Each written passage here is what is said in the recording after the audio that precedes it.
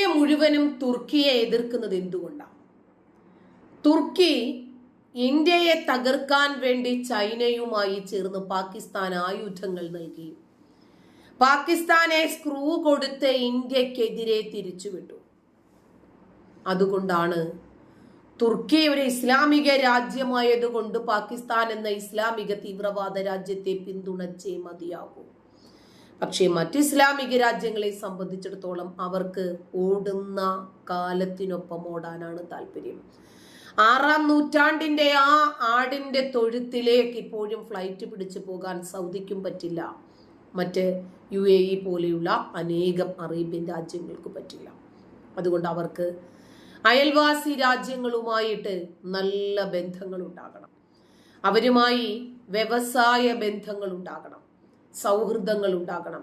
എന്തൊരു ബുദ്ധിമുട്ടിനും അങ്ങോട്ടും ഇങ്ങോട്ടും വരാനും പോകാനും സഹായിക്കാനും സഹകരിക്കാനും ഒക്കെ മതം മറന്ന് മനുഷ്യരായിട്ടുള്ളവർ വേണം. തുർക്കിയിലെ ഭൂകമ്പം വന്നു, സുനാമി വന്നു.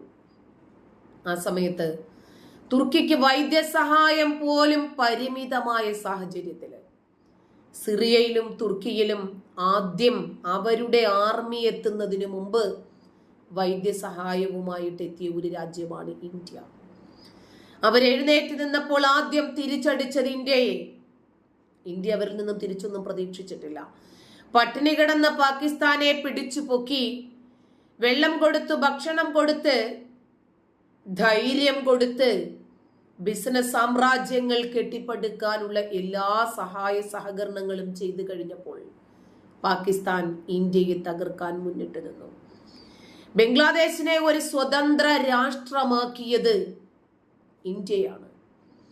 ബംഗ്ലാദേശിനു വേണ്ടി പാകിസ്ഥാനോട് യുദ്ധത്തിനിറങ്ങിയത് ഇന്ത്യയാണ്. എന്നിട്ട് ഒടുവിൽ അവരും ഇന്ത്യക്കിട്ട് തിരിച്ച് നല്ല രൂപത്തിൽ പണിഞ്ഞു. ഇപ്പൊ കേരളത്തിലെ ഇസ്ലാമിക സംഘടനകൾക്ക് തുർക്കിയുമായി അടുത്ത ബന്ധമുണ്ട് എന്ന ആരോപണവുമായിട്ടാണ് ലവ് ജിഹാദിനെതിരെ ശക്തമായി പൊരുതുന്ന, മത തീവ്രവാദത്തിന്റെ വേരുകൾ തപ്പിയെടുത്ത് പുറത്തിട്ടുകൊണ്ടിരിക്കുന്ന ക്രിസ്ത്യൻ സംഘടനയായ കാസ മുന്നോട്ട് വന്നിരിക്കുന്നു. കേരളത്തിൽ ഇസ്ലാമിക വിദ്യാഭ്യാസ സ്ഥാപനങ്ങൾക്ക് തുർക്കിയുമായി അടുത്ത ബന്ധമുണ്ടെന്നും ചില സ്ഥാപനങ്ങൾ പ്രവർത്തിക്കുന്നത് പോലും തുർക്കിയുടെ സാമ്പത്തിക സഹായത്തോടു കൂടിയാണെന്നും കാസ ആരോപിക്കുന്നുണ്ട്. ഇതേക്കുറിച്ച് ശക്തമായ രൂപത്തിൽ അന്വേഷണം നടത്തണം എന്ന് കാസ കേന്ദ്ര സർക്കാരിനോട് ആവശ്യപ്പെടുന്നു. ബോയ്ക്കോട്ട് തുർക്കി എന്ന ക്യാമ്പയിൻ ഇന്ത്യയിൽ ശക്തമാകുന്നതിനിടയിലാണ് കാസ ഞെട്ടിപ്പിക്കുന്ന ഈ വിവരങ്ങൾ അവരുടെ സാമൂഹ്യ മാധ്യമ പേജിൽ പങ്കുവെക്കുന്നത്. ഇന്ത്യയിലെ വിമാന കമ്പനികളായിട്ടുള്ള എയർ ഇന്ത്യയും ഇൻഡിഗോയും തുർക്കിയുടെ വിമാന കമ്പനികളെ ബഹിഷ്കരിച്ചിരിക്കുകയാണ് നിലവിൽ. മുംബൈ വിമാനത്താവളം ഉൾപ്പെടെയുള്ളവർ തുർക്കിയിൽ നിന്നുള്ള ഗ്രൗണ്ട് ക്ലിയറൻസ് കമ്പനിയായിട്ടുള്ള ചെലബിയെ ബഹിഷ്കരിക്കാൻ തയ്യാറായെങ്കിലും ചെലബി ഹൈക്കോടതിയെ സമീപിച്ചതുകൊണ്ട് കേസ് നടന്നുകൊണ്ടിരിക്കുന്നു. ഇന്ത്യയിൽ നിന്നുള്ള പല ബിസിനസ്സുകാരും തുർക്കിയിൽ നിന്നും മാർബിൾ ഉൾപ്പെടെയുള്ള ഉൽപ്പന്നങ്ങൾ ബഹിഷ്കരിച്ചിരിക്കുകയാണ്. തുർക്കിയിലേക്കുള്ള ടൂറിസ്റ്റ് യാത്രകൾ പല ഇന്ത്യക്കാരും ബഹിഷ്കരിച്ചിരിക്കുന്നു ഈ രാജ്യത്തിന് വേണ്ടി.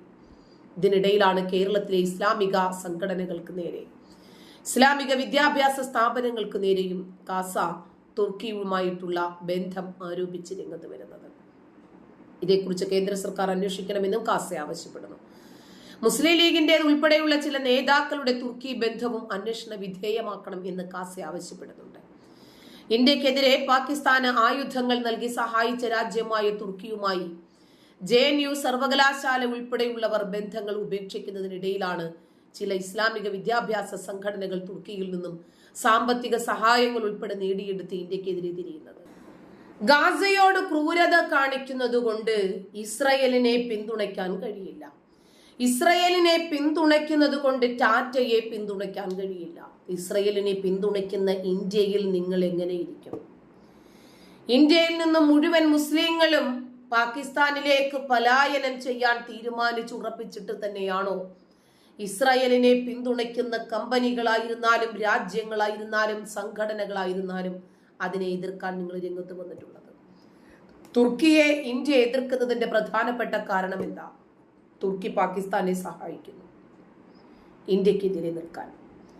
ആ തുർക്കിയോടൊപ്പം നിൽക്കാൻ കേരളത്തിലെ ചില വിദ്യാഭ്യാസ സംഘടനകൾ, ചില മതസംഘടനകൾ തയ്യാറാകുന്നു എന്നതിൻ്റെ അർത്ഥം തുർക്കിക്കും അറിയാം ഇന്ത്യ വിരോധികൾ ഏറ്റവും കൂടുതലുള്ളത് ഇന്ത്യക്കകത്താണെന്ന്. അതാണ് 2-3 ദിവസങ്ങളായി ടാറ്റയ്ക്കെതിരെ ഇവർ രംഗത്ത് വരാനും കാരണം. ആഹ്വാനവുമായി കോഴിക്കോട് ജമാഅത്തെ പെരുന്നാളിന് ടാറ്റയെ ബഹിഷ്കരിക്കണമെന്ന ആഹ്വാനവുമായി കോഴിക്കോട് ജമാഅത്തെ ഇസ്ലാമി വിദ്യാർത്ഥി സംഘടനയായ SIOയുടെ മാർച്ച്. ടാറ്റയുടെ വസ്ത്രവ്യാപാര ശൃംഖലയായ സ്റ്റുഡിയോയിലേക്കാണ് മാർച്ച് ചെയ്തത്.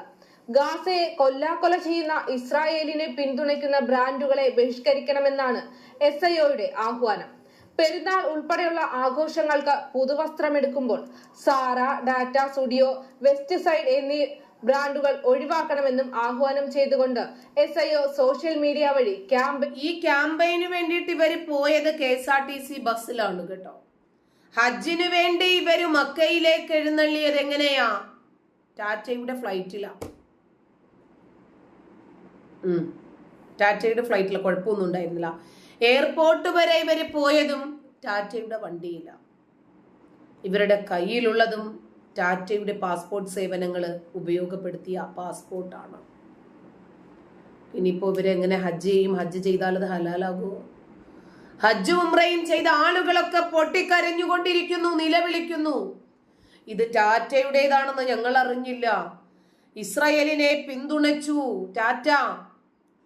ആ ടാറ്റയുടെ ഫ്ലൈറ്റിൽ കയറി ടാറ്റയുടെ സേവനങ്ങൾ ഇത്രയും കാലവും നമ്മൾ അനുഭവിച്ചല്ലോ. ഇതെങ്ങനെ ശരിയാകും? അപ്പോ ഇത്തവണത്തെ കോടിക്കണക്കിന് ജനങ്ങളുടെ ഹജ്ജ് സ്വാഹ പോയി കിട്ടി. ശരി നടത്തുന്നുണ്ട്. കഴിഞ്ഞ ദിവസം പാലസ്തീൻ പതാകയും ഏന്തിക്കൊണ്ടാണ് കോഴിക്കോട് SIOയുടെ മാർച്ച് നടത്തിയത്.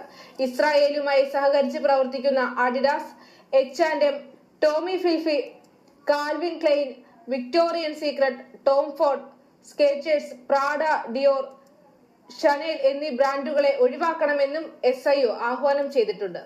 ആധുനിക ഇന്ത്യയെ കെട്ടിപ്പടുക്കുന്നതിൽ സുപ്രധാന പങ്കുവഹിച്ച ടാറ്റയ്ക്കെതിരെയാണ് ജമാഅത്തെ ഇസ്ലാമി പരസ്യമായി രംഗത്ത് വന്നത്. SIOയുടെ കോപ്രായത്തിനെതിരെ സോഷ്യൽ മീഡിയയിൽ അമർഷം പുകയുകയാണ്. പഹൽഗാമിൽ 26 ഇന്ത്യക്കാർ കൊല്ലപ്പെട്ടപ്പോൾ ഇന്ത്യയുടെ ദേശീയ പതാകയേന്തി പ്രതിഷേധിച്ചത് നമ്മളാരും കണ്ടിട്ടില്ല. പച്ചകൾക്കെതിരെയോ സപ്പോർട്ട് ചെയ്ത തുർക്കിയെ ബോയ്ക്കോട്ട് ചെയ്യാനോ ഇവരെ കണ്ടിട്ടില്ല.